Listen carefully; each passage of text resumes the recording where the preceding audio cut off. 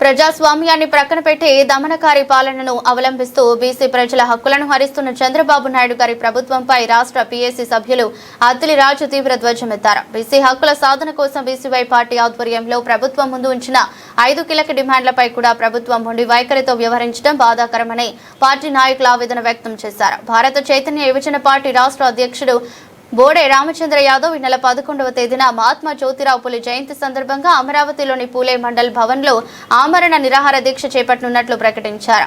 రాజమండ్రి నగర కన్వీనర్ మనుము శ్రీనివాస్ ఆధ్వర్యంలో నిర్వహించిన ఈ సమావేశంలో రాష్ట్ర మహిళా కో కన్వీనర్ నాగేశ్వరి శ్రీ, రాష్ట్ర యూత్ కన్వీనర్ మారిశెట్టి సూరి, రాష్ట్ర ఎగ్జిక్యూటివ్ కమిటీ సభ్యులు టి సీతాల్, జిల్లా యూత్ కన్వీనర్ నీలపాల సాయి మణికంఠ, గోపాలపురం నియోజకవర్గం కన్వీనర్ ప్రభాకర్ ఉన్నారు. ముందుగా మీ అందరికీ ధన్యవాదాలండి. ఈరోజు ఈ ప్రెస్ మీట్ పెట్టడం గల ప్రధానమైన ఉద్దేశం, భారత చైతన్య యువజన పార్టీ అధ్యక్షులు శ్రీ బోడే రామచంద్ర యాదవ్ గారు భారత చైతన్య యువజన పార్టీ తరపున ప్రభుత్వానికి 5 డిమాండ్స్ పెట్టడం జరిగింది బీసీ హక్కుల కోసం. ఈ బీసీల హక్కుల పరిరక్షణలో భాగంగా ఆంధ్రప్రదేశ్ రాష్ట్ర ప్రభుత్వం చంద్రబాబు నాయుడు గారి ప్రభుత్వంలో ఇప్పటి వరకు కూడా ఏ విధమైన వైఖరిని బీసీల హక్కుల పట్ల, బీసీలు డిమాండ్స్ పట్ల, ఏదైతే ప్రధానమైన డిమాండ్స్ పెట్టామో ఈ డిమాండ్స్ పట్ల ఇప్పటి వరకు కూడా ఏ విధంగానూ స్పందించకపోవడం శోచనీయం. ఇది ప్రజాస్వామ్యంలో దామనికర స్వామ్యంతో, అంటే స్వేచ్ఛా హక్కులను ప్రజాస్వామ్యంలో ఆంధ్రప్రదేశ్లో దాదాపు 3 కోట్ల మంది జనాభా ఉన్న బీసీ వర్గాలు ఏవైతే ఉన్నాయో 139 కులాల హక్కులను ఎప్పటికప్పుడు కాలరాస్తూ నియంత్రిస్తూ ఈ యొక్క రాజకీయ వైఖరిని ఏదైతే అవలంబిస్తుందో, ఏ ప్రభుత్వం వచ్చినప్పటికీ కూడా, నాడు వైఎస్ జగన్మోహన్ రెడ్డి ప్రభుత్వం కావచ్చు, నేడు చంద్రబాబు నాయుడు గారి ప్రభుత్వం కావచ్చు, కేవలం బీసీలంటే సంక్షేమ పథకాలకు పరిమితం చేస్తూ బీసీలను కేవలం ఓట్లుగా చూస్తూ ఓట్ల తాయిలాలు ఎన్నికల ముందు ప్రకటించి తద్వారా రాజకీయ అధికార లబ్ధి పొంది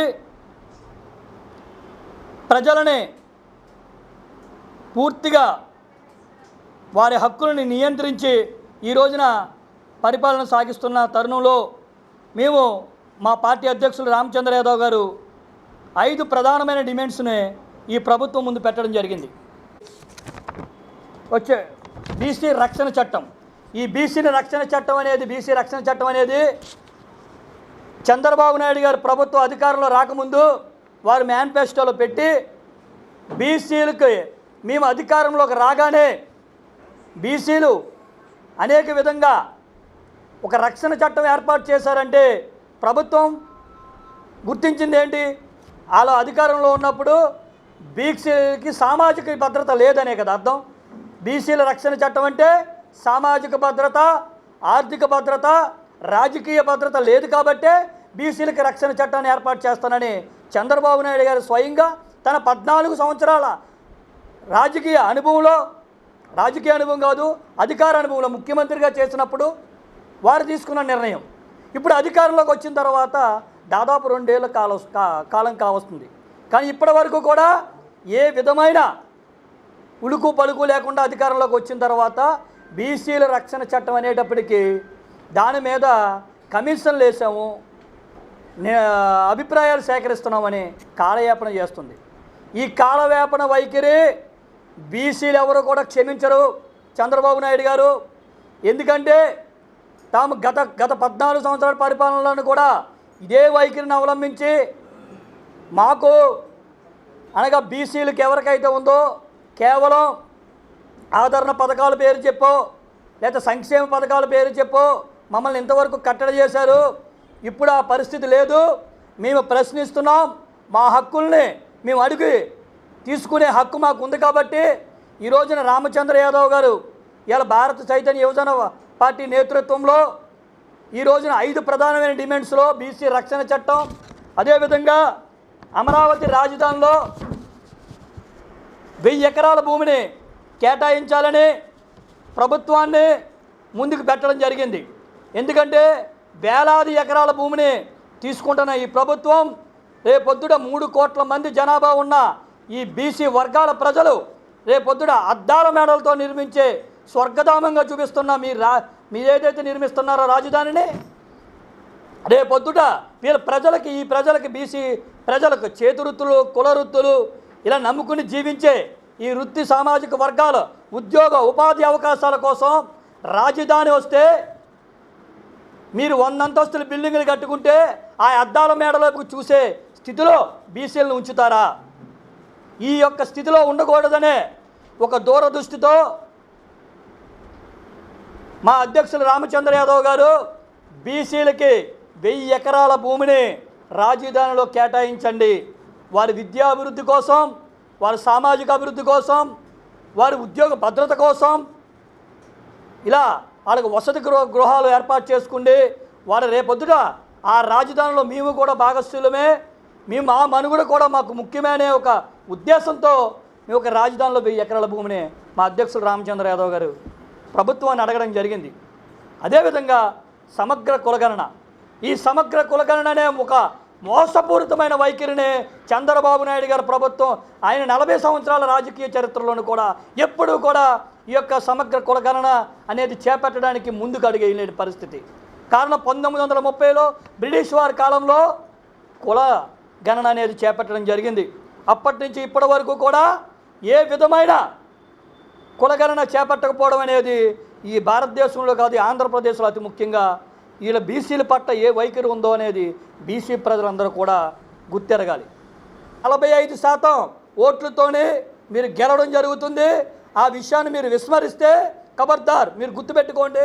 రేపొద్దుట ఏప్రిల్ 11వ తేదీన మహాత్మా జ్యోతిరావు పూలే గారి జయంతి రోజున మా పార్టీ కార్యాలయం మంగళగిరి విజయవాడలో మంగళగిరి కార్యాలయం దగ్గర మా అధ్యక్షులు రామచంద్ర యాదవ్ గారు చేపట్టబోయే ఆమరణ నిరాహార దీక్షలో ఏ విధమైన ఆటంకాలు కానీ ఏ విధమైన పరిణామాలు ఏర్పడినా సరే దానికి పూర్తి బాధ్యత చంద్రబాబు నాయుడు గారి ప్రభుత్వమే బాధ్యత వహించాలని చంద్రబాబు నాయుడు గారి ప్రభుత్వంలో ఉన్న బీసీ ఎమ్మెల్యేలకు, బీసీ మంత్రులకు, బీసీ ఎంపీలకు కూడా మేము తెలియపరుస్తున్నాం.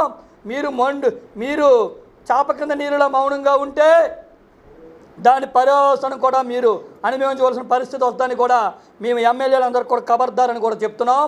ఎమ్మెల్యేలు కావచ్చు, మంత్రులు కావచ్చు, ఎంపీలు కావచ్చు, బీసీ ఓట్లతో బీసీలని సమయం వచ్చినప్పుడు ఓట్లుగా మలుచుకుండి మీ యొక్క పార్టీ దగ్గర ఆ 6 డజన్ మంది ఎమ్మెల్యేలు ఎంపీల కింద చూసి కేవలం బీసీలకు సీట్లు ఇచ్చే చంద్రబాబు నాయుడు గారు నౌకరిగిరి చేస్తానంటే మీ బీసీవై పార్టీ చూస్తూ ఊరుకోదని కూడా ఈ సందర్భంగా పాత్రికేయ సోదరుల సమక్షంలో మేము తెలియజేయడం జరుగుతుంది. ఈరోజు మనం ఈ ప్రెస్ మీట్ ద్వారా మేము తెలియజేయాలనుకున్న బీసీ డిమాండ్లు ఆల్రెడీ చెప్పేశాము. రాష్ట్రంలో బీసీ గర్జన ద్వారా తెలియజేశాము, ప్రభుత్వానికి సమయం ఇచ్చాము, ఎటువంటి స్పందన రాలేదు. ఈ ప్రెస్ మీట్ ద్వారా మేము తెలియజేసేది ఏంటంటే రాష్ట్రంలో ఉన్న ప్రతి బీసీ నాయకులు, మహిళలు, బీసీ సంఘాలు తరపున ప్రతి బీసీ కూడా ఈ హక్కుల సాధన కోసం తప్పకుండా ఐక్యతను చూపించాల్సిన అవసరం ఈరోజు వచ్చింది. ఎందుకంటే బీసీవై పార్టీ బీసీల హక్కుల సమస్యలని, బీసీల హక్కుల సాధనే ధ్యేయంగా ఆ సమస్యను నెత్తిన వేసుకొని మన బోడే రామచంద్ర యాదవ్ గారు ఈ నెల 11వ తేదీన ఆమరణ నిరాహార దీక్షను చేపట్టడానికి రెడీగా ఉన్నారు. ఇన్ని సంవత్సరాలు కూడాను మనము గత 76 సంవత్సరాల నుంచి కూడా బీసీ సంఘాలు కానీ నాయకులు కానీ ఈ సమస్యల మీద పోరాడుతూనే ఉన్నారు. ప్రతిసారి ఎలక్షన్లు వచ్చినప్పుడు మేము బీసీలకు ఏదో ఒకటి చేస్తుంటాము, తప్పకుండా ప్రతిదీ మేము అమలు చేస్తూ ఉన్నారు. ఈరోజు మేము ప్రధానంగా చేస్తున్న 5 డిమాండ్లు కూడాను డిమాండ్లు కాదండి, ఇవి బీసీల హక్కులు. రాష్ట్రంలో ఉన్న ప్రతి బీసీ కూడా ఇది హక్కుగా భావించి ముందుకు వెళ్తున్నాం, కానీ దాన్ని నెరవేర్చుకోవడంలో ఒక అడుగు వెనకే ఉన్నాము. కాబట్టి ఈ దీక్షను చేపట్టి ఈ బీసీల డిమాండ్లు నెరవేరే వరకు కూడాను పోరాటాన్ని ఆపను అన్న బోడే రామచంద్ర యాదవ్ గారికి రాష్ట్రంలో ఉన్న ప్రతి బీసీ నాయకులు, బీసీలతో పాటు ఈ సభాముఖం ఈ యొక్క ప్రెస్ మీట్ ద్వారా తెలియజేస్తుందంటే ప్రతి సామాజిక వర్గం కూడా సపోర్ట్ చేయాలి. ఎందుకంటే ఈరోజు బీసీవై పార్టీ బీసీల సమస్యల హక్కులను సాధనకి ఉద్యమాన్ని చేపట్టింది. రాబో రోజుల్లో రాష్ట్రంలో అన్యాయానికి గురవుతున్న ప్రతి బడుగు బలహీన వర్గాలు, ప్రతి సామాజిక వర్గం తరపున ఉద్యమాలు పోరాటాలు చేసి హక్కులు సాధించుకోవడానికి బీసీవై పార్టీ రెడీగా ఉందండి. కాబట్టి ఈ నెల 11వ తారీఖున రాష్ట్రంలో ఉన్న ప్రతి ఒక్కరూ కూడాను ఈ యొక్క ఆమర నిరాహార దీక్షకి ప్రత్యక్షంగా పరోక్షంగా కూడాను సపోర్ట్ తెలియజేయాలని కోరుకుంటూ నమస్తే అండి. మా అన్న బోడే రామచంద్ర యాదవ్ గారు అడుగుతున్న 5 డిమాండ్లు మా అన్న బోడే రామచంద్ర యాదవ్ గారు ఒక్కరి కోసం మాత్రమైతే కాదు, మన రాష్ట్రంలో ఉన్న 2.5 కోట్ల మంది బీసీల హక్కుల కోసం మా అన్న రామచంద్ర యాదవ్ గారు ప్రాణాలు పణంగా పెట్టి ఆమరణ నిరాహార దీక్షకి సిద్ధమవుతున్నారు. ఈ మా అన్న అడుగుతున్న డిమాండ్సే కాదు, ఎన్నికల ముందు ఈ కూటమి ప్రభుత్వపు నాయకులు బీసీల ఓట్ల కోసం, బీసీల ఓట్లు అడ్డుపెట్టుకుని అధికారంలోకి రావడం కోసం బీసీలకు ఇచ్చిన హామీలు ఏ ఒక్కటి నెరవేర్చట్లేదంటే ఈ ప్రభుత్వం బీసీలంటే ఎంత చిన్న చూపో ఎంత చులకనో ఈ కూటమి ప్రభుత్వం నాయకులకి అందరూ అర్థం చేసుకోవచ్చు. బీసీ రక్షణ చట్టం మేము అధికారంలోకి వచ్చిన 100 రోజుల్లోనే అమలు చేస్తామని చెప్పి పవన్ కళ్యాణ్ గారు, నారా లోకేష్ గారు, చంద్రబాబు నాయుడు గారు ప్రతి దుక్కున ప్రతి జిల్లాలోనూ ప్రతి మీటింగ్లోనూ డప్పులు కొట్టుకున్నారు బీసీ ఓట్ల కోసం. అధికారంలోకి వచ్చి 2 సంవత్సరాలు అవుతున్నా కానీ బీసీ రక్షణ చట్టం ఊసేలేదు. ఏదో నా పేరు Tholapati Sheetal, BCY party state committee member. April 11వ తారీఖున బీసీవై పార్టీ అధినేత బోడే రామచంద్ర యాదవ్ గారు చేపట్టినటువంటి ఆమర నిరాహార దీక్ష కార్యక్రమానికి సంబంధించి ఏదైతే 5 డిమాండ్లు ఉన్నాయో, బీసీ కులగణన, అలాగే బీసీ ఈ కమిషన్లో నిధులు ఏదైతే లేవో, రాజధానిలో 1000 ఎకరాల భూములు, ఈ న్యాయపరమైన డిమాండ్లతో పాటు మోసపూరితమైనటువంటి బీసీ రక్షణ చట్టం ప్రామిస్ చేసినటువంటి ప్రభుత్వం ఆ చట్టం పేరు చెప్పే ఓట్లు నెగ్గింది తప్ప తర్వాత ప్రజలను పట్టించుకోలేదు. కాబట్టి ప్రభుత్వం ప్రకటించినటువంటి ఆ బీసీ రక్షణ చట్టంతో పాటు న్యాయపరమైనటువంటి అంటే కులగణన, మెజారిటీ ఎక్కువ మంది పర్సంటేజ్ బీసీలు ఉన్నారు అని డిక్లేర్ చేసిన తర్వాత మా వాటా మాకు ఏది అడుగుతారనే భయంతో ఈ కులగణన అనేటువంటిది జనగణన అనేటువంటిది చేయకుండా కప్పిపుచ్చుతో రాజకీయ పాపం గడుపుతున్న ఈ ప్రభుత్వాన్ని నిలదీయడానికి మొట్టమొదటిసారిగా 75 సంవత్సరాల్లో బీసీ సంఘాలు ఏర్పడే తప్ప బీసీ రాజకీయ పార్టీ అంటే ఏర్పడలేదు. కాబట్టి బోడే రామచంద్రరావు గారు ఏర్పాటు చేసినటువంటి భారతీయ చైతన్య యోజన పార్టీ అన్ని కులాలతో అన్ని మతాలతో ఒక రాజకీయ శక్తిగా రెండో ప్రత్యామ్నాయ శక్తిగా ఈరోజు ప్రజల మధ్యన ఎదుగుతూ న్యాయపరమైనటువంటి డిమాండ్ల కోసం ముందుకు రాబోతుంది. కాబట్టి ప్రజలందరికీ పిలుపునిస్తూ ఈ ఇతర పార్టీల్లో బానిస బతుకుతూ బీసీ ప్రజలను మోసం చేస్తూ కుల నాయకులుగా చెప్పుకుంటున్న బీసీ నాయకులందరూ కూడా ఇకపై ఆ యొక్క మోసపూరితమైన గుడ్డలు తీసి న్యాయపరమైనటువంటి పోరాటంకి రాకపోతే ఈ నేటి తర డిజిటల్ మీడియాలో న్యాయమైనటువంటిది ఖచ్చితంగా బహిర్గతంగా ఉంటుంది. కాబట్టి బీసీవై పార్టీ తరఫున ఈ ప్రతి హక్కు కోసం బీసీవై పార్టీ ముందుకు వస్తుందని ఈ సందర్భంగా అందరికీ తెలియజేస్తున్నాను. నమస్కారం. రాజమహేంద్రవరం. ఈరోజు ఈ ప్రెస్ మీట్ పెట్టడానికి గల కారణం, ఇప్పుడు వరకు చెప్పిన మా నాయకులు ఏదైతే ఉందో దీంట్లో అతి ముఖ్యమైనది 44% రాజకీయంగా విద్యాపరంగా అలాగే ఉద్యోగపరంగా ఇప్పుడున్న యువత ఏదైతే ఉందో అంతా ఈ సోషల్ మీడియాలో కానివ్వండి, ఈ నెట్వర్క్లు కానివ్వండి, వీటిలో ముసుగులుగా పడిపోయి వాళ్ళకు ఉద్యోగాలు లేక ఈ సెలలు పట్టుకొని ఇలా తిప్పుకోవడం తప్ప వాళ్ళకి ఎటువంటి న్యాయం జరగలేదు. 44% మనం అతి ముఖ్యమైన డిమాండు 44% వారికి కానీ బీసీ కులాలకు కానీ ఇచ్చినట్టయితే దాని మీద భవిష్యత్తు కార్యాచరణలో చాలా ప్రముఖంగా ఉపయోగపడుతుందని మా బీసీవై పార్టీ బోడే రామచంద్ర యాదవ్ గారు 5 డిమాండ్లలో అతి ప్రధానమైన డిమాండ్ ఇదొకటి. దీని మీద మేము ఏప్రిల్ 11వ తారీఖు ఈ నెల జరిగే ఆమరణ నిరాహార దీక్ష మా బోడే రామచంద్ర యాదవ్ గారు నిర్వహించడం జరుగుతుంది. జెండాలు మోస్తున్న బీసీ నాయకులకి, బీసీ కార్యకర్తలందరూ కూడా మేము తెలియపరుస్తున్నాం. ఇది పూర్తిగా చంద్రబాబు నాయుడు గారు బీసీలను అణగదొక్కుతూ కేవలం తాయిలాలతో బీసీలను అన్యాయం చేస్తూ ఉన్న మీ యొక్క అధ్యక్షుల్ని ప్రశ్నించండి. అడుగుతున్నారు ఇప్పటి వరకు కాలక్షేపం చేసాం రాజకీయాల్లో, ఇక మా దగ్గర ఆట సాగమని చెప్తున్నారండి. మీ నాయకులను అడగండి, ప్రశ్నించండి. ఈ రోజున మనందరి కోసం రామచంద్ర యాదవ్ గారు ఆమరణ నిరాహార దీక్ష చేపట్టారు. ఏదైతే 5 డిమాండ్లు ఉన్నాయో ఈ 5 డిమాండ్లని నెరవేర్చకుండా ఒక మొండి వైఖరితో ఒక దామినీకర ప్రజాస్వామ్యాన్ని అవలంబిస్తున్న ఈ చంద్రబాబు నాయుడు గారిని ప్రశ్నించి కేవలం మేము ప్రశ్నించే వ్యక్తులుగానే మిగిలిపోతున్నాం తప్ప ఈరోజు కూడా వారి స్పందన లేని పరిస్థితి ఏర్పడిందంటే ప్రభుత్వం బీసీల పట్ల వాళ్ళ వైఖరి ఏమిటనేది అర్థమవుతుంది. బీసీవై పార్టీ స్వార్థానికి ఏం అడగట్లేదే, బీసీ హక్కుల కోసం అడుగుతున్నాం. మా పార్టీ వైఖరిని ఇది చాలా శోచనీయం. చంద్రబాబు నాయుడు గారు గెలవడానికి 1%, ఓడిపోవడానికి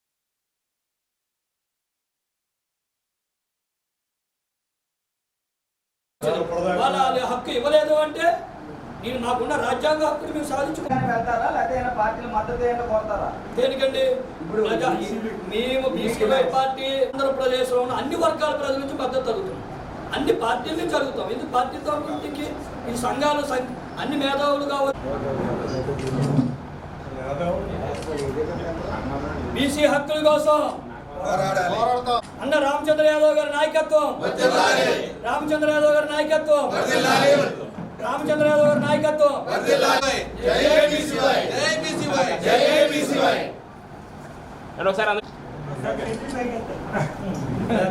సాధించిన తర్వాత